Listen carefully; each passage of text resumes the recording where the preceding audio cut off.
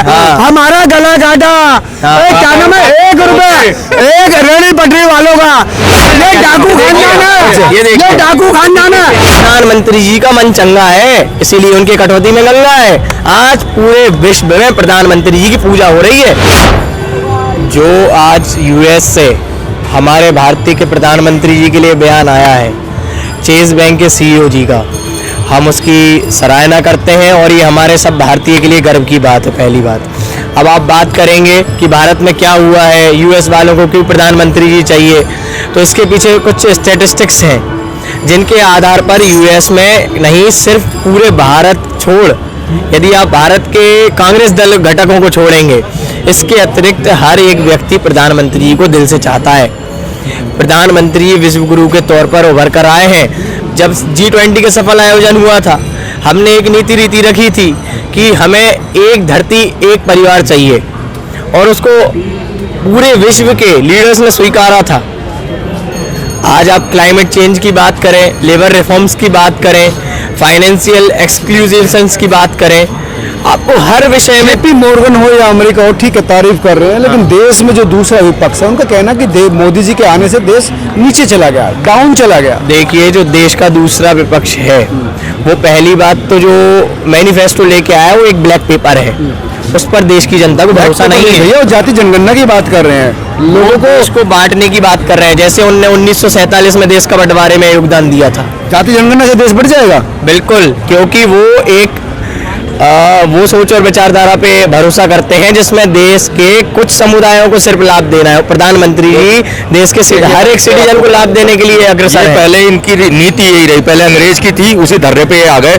पहले माइनॉरिटी को एक एक करके अलग किया। सिख तो हमारे ही धर्म में थे, अब जैन था, इनको धीरे धीरे अलग किया। उसके बाद अब ये आ गए जाति जनगणना में। ये बताना चाहते हैं आप वैश्य हो, शूद्र हो, आप राजपूत हो, ब्राह्मण हो, क्षत्रिय हो, हम आपसे जानना नहीं चाहते भाई। हम अपने धर्म के बारे में अच्छे से जानते हैं और हम सारे हिंदू हैं और एक ही पद्धति से अपनी जीवन व्यतीत करते हैं। मैं अपनी निजी बात बताता हूँ। आज मेरा खुद का एक मित्र है जो मुस्लिम है, मेरे सुख दुख का साथी है। आज मेरे भाई साहब खड़े हैं, यदि ये सिख हुए, ये मुस्लिम हुए, ये ईसाई हुए, तो भी ये मेरा इनसे हृदय का रिश्ता है। देखिए, हम नहीं बंटना चाहते जाति के विषय पर। हम युवा हैं, हमें देश का विकास चाहिए, हमें एक इकोसिस्टम चाहिए। हमारी एक मांग है सरकार से, भारतीय जनता पार्टी ने हमें इकोसिस्टम बना के पिछले 2 दशकों में दिया है और हम युवा हैं, मोदी ने हम एग्जीक्यूशन पर भरोसा रखते हैं। हमारे पास स्ट्रेटेजी है, प्लानिंग है और हम कर्म पर भरोसा रखते हैं। हम भगवान श्री कृष्ण पर भरोसा करते हैं। हमारे पास भगवत गीता का एक श्लोक है जिंदगी जीने की कला के लिए, और मैं बताता हूँ सबको कि आर्ट ऑफ लिविंग का यदि सबसे बढ़िया तरीका है तो श्रीमद् भगवत गीता है। और कांग्रेस उस विचारधारा पर नहीं चलती है। वो कृष्ण की आमना का विरोध करती है, राम की आमना का विरोध करती है, वो जैन आमना का विरोध करती है, वो हर धर्मों का विरोध करती है। उसको सिर्फ एक कल्चर प्यारा है, वो है वेस्टर्न कल्चर। उसको भारत की संस्कृति से कोई लेना देना नहीं है। आप स्पष्ट देखिएगा, प्रधानमंत्री जी ने हर संस्कृति का विकास किया। संत रविदास जी महाराज के उपदेशों पर चलते हैं प्रधानमंत्री जी। प्रधानमंत्री जी का मन चंगा है, इसीलिए उनके कटौती में गंगा है।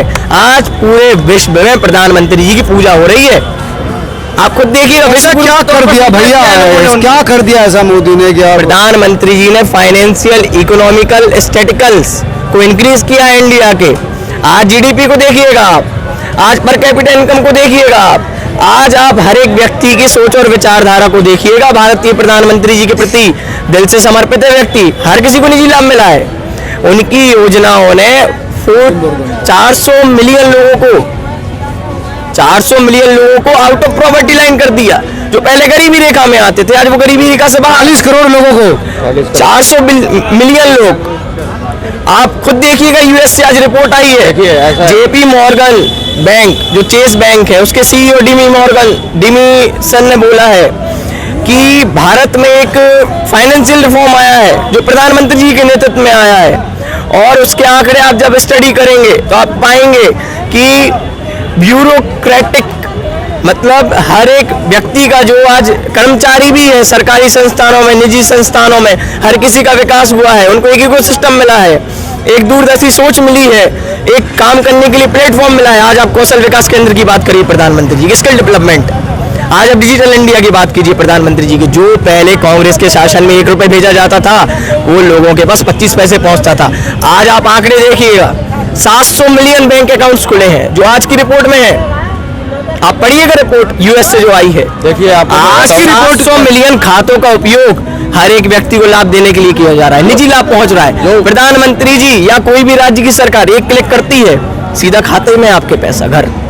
आज आप खुद समझिएगा, यदि कोई भी देश है, आज हम लोकतांत्रिक देश में रह रहे हैं, कोई रिपब्लिक है, कोई डेमोक्रेटिक कंट्री है, लेकिन ऐसा शासक हमने कभी नहीं देखा था। हमारा ये सौभाग्य कह रहे हो ना, आपने इन्होंने सारी आंकड़े तथ्य पे रखे।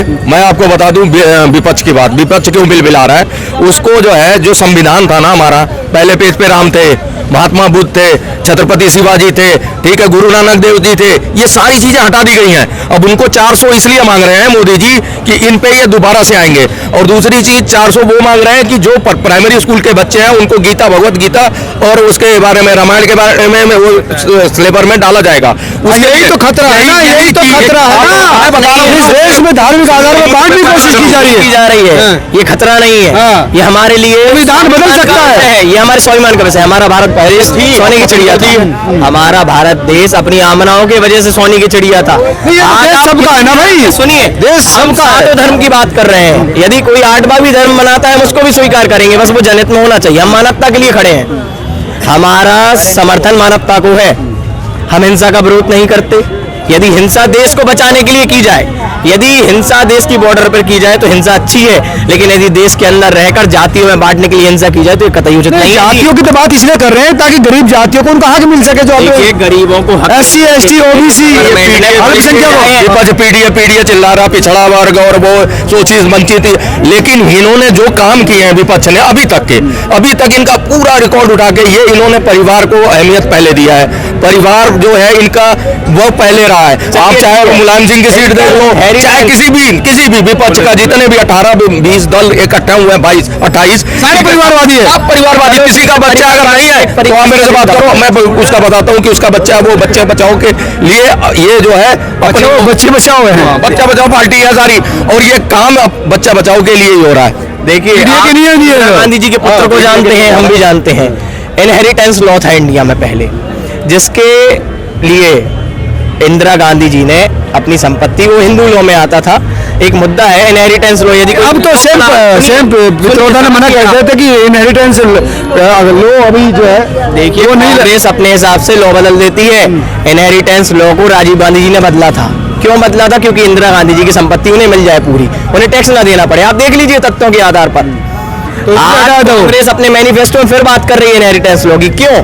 क्योंकि कांग्रेस चाहती है अपनी संपत्ति बचाना। कांग्रेस को अपनी वारिसान संपत्ति हमेशा बचा के रखनी है, वो देश में उसमें तो पैतृक के माध्यम से देना नहीं चाहती है। आप खुद समझिएगा, कांग्रेस की सोच और विचारधारा है कि यदि मैं सत्ता में हूं तो मेरे पास कुर्सी है तो मैं भारत का नागरिक नहीं हूं। वो देश के हर एक सिस्टम को लेजिस्लेचर में बैठकर बदल देते हैं, न्यायपालिका पर शक करते हैं, ईवीएम पर उंगली उठाते हैं। ये कांग्रेस की सोच है। तो सुप्रीम कोर्ट ने देखिए, मुलायम सिंह की संपत्ति 8,470 करोड़, ठीक है। उसके बाद इनकी देख लीजिए मायावती का 6,350 करोड़, इनका देख लीजिए सोनिया गांधी का। इनका सोर्स क्या है यार? एक बात बताइए, कौन सा बिजनेस था अपना, कौन सा बिजनेस था भाई? ये सोर्स कन्फर्म नहीं है ना। पूंजीवादी, अगर पूंजीवादी सरकार चला रहे हो तो आप किसका भला, गरीब कह के और पूंजीपतियों का भला करते रहे। आप गरीब से वोट लेते रहे और पूंजियों को मजबूत करते रहे। प्रॉपर्टी का जो JP मॉर्गन के चीफ ये कह रहे हैं भैया राजीव गांधी का है, ये स्विस बैंक के अंदाज से उठा लेता था। आपका बहुत पुराना है, ये तो 2012 का है। 24 चलिए 12 साल पुराना है, 12 साल पुराना है। ये 12 का पेपर है, ये हमारा गला काटा। क्या नाम है, 1 रुपए, एक रेहड़ी पटरी वालों का 1 रुपए वाला फार्म राजीव गांधी ने 500 रुपए का बिकवाया। हमने पूछा भाई क्या होगा, कहते जी आपको दुकान मिलेगी। क्या आज तक दुकान मिली है? ये तो आप बताएंगे मिलेगी नहीं मिली, आज तक दुकान में मिली है। ये डाकू खानदान है, ये डाकू खानदान है। और ये देखिए जमीनी और ये देखिए ये क्या, इधर देखिए ये क्या कहती है, मेरे लाल का सिर लाओ तब कुछ खाऊंगी। ये सेना के हाथ बांध रखे थे, समझे? सेना इनके क्या की पेपर थी? के आधार पर क्या आपको की थी? ये राजीव गांधी जी की बात हो रही है। क्या क्या की उन्होंने थी? इनहेरिटेंस लॉ में बदलाव नहीं किया था? किया था तो क्यों किया था? क्या इंदिरा गांधी जी की संपत्ति अरे पूरी मोदी ने क्या, चलो ठीक है, इतिहास छोड़ो, तुम वर्तमान की बात करो यार। वर्तमान की बात करते हैं। आज जो भी हमारे पास रिपोर्ट्स आ रही हैं, चाहे वो यूएस की फाइनेंशियल फर्म से हो, चाहे देश के all over across the world किसी भी फर्म से हो, वो जेन्युइन है। आज देश में विकास हो रहा है। आज चाहे आप आंकड़े की बात कर लीजिए, अमेरिका वाले भी कह रहे हैं कि मोदी दो, हैं?